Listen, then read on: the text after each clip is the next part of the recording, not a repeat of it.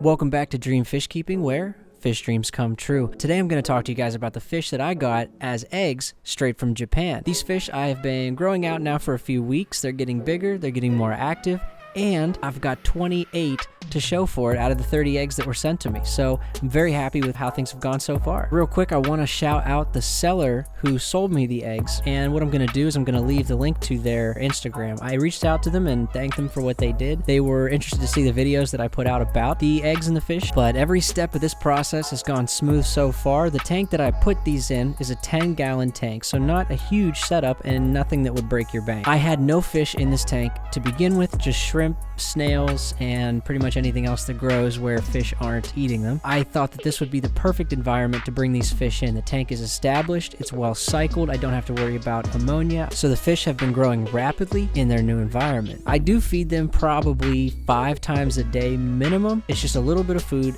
every time I walk up to the tank and feed them. I just do it more often because they're so tiny, they're so small that they go through that food pretty quickly and they're hungry again in 2 or 3 hours. So, big reveal. These are Medaka ricefish, koi variety Medaka ricefish. And I can already see some of these fish that have a koi pattern. What I plan to do moving forward is take the top 2 or 3 best patterned Medaka fish that I have and leave them in the tank as breeders, and the rest of the fish will go out to you guys. The Medaka ricefish is known for outdoor tubbing, especially in the summertime, but since it's a fish that can do cold temperatures, colder water, you can also leave it out there year round. I've heard some people having a lot of success with this and not experiencing any die-off over the winter. Spoiler alert, this year is going to be my first summer tubbing experience. I'm going to document everything. I'm really excited about it. One thing that I did notice from other people's videos was that as baby fish, these fish were going to spar with one another. I don't know if it's just the males or if it's the males and females sparring, but there is a lot of activity in the tank. Apparently they outgrow this. So something I thought was interesting when I did a little bit of research into this fish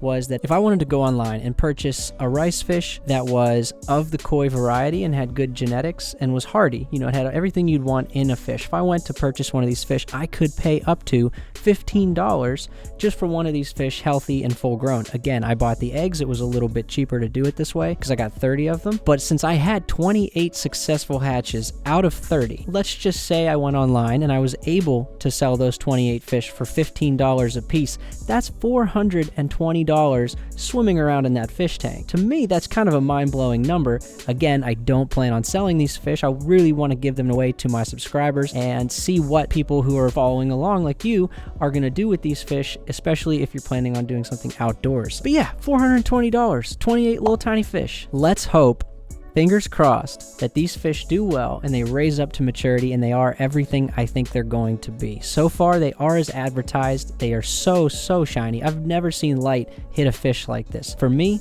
these are the sparkliest fish I've seen, and they are known for that. If you've made it this far in the video, thank you very much for sticking with me all the way to the end. If you haven't left a like, you did like the video, leave me a like. It does a lot for the channel. And subscribe if you are wanting to see the future of these fish. I'll continuously do updates, and the next video is the one where we set up a new enclosure for them, something much bigger that they can grow out in, and maybe get a little bit of natural sunlight if I can position them just right. Here's a preview of the next one.